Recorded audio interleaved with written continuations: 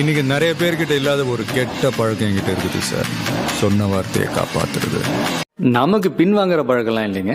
என்ன பொறுத்த வரைக்கும் இறங்கிட்டோம்னா ஜெயிக்கணும்.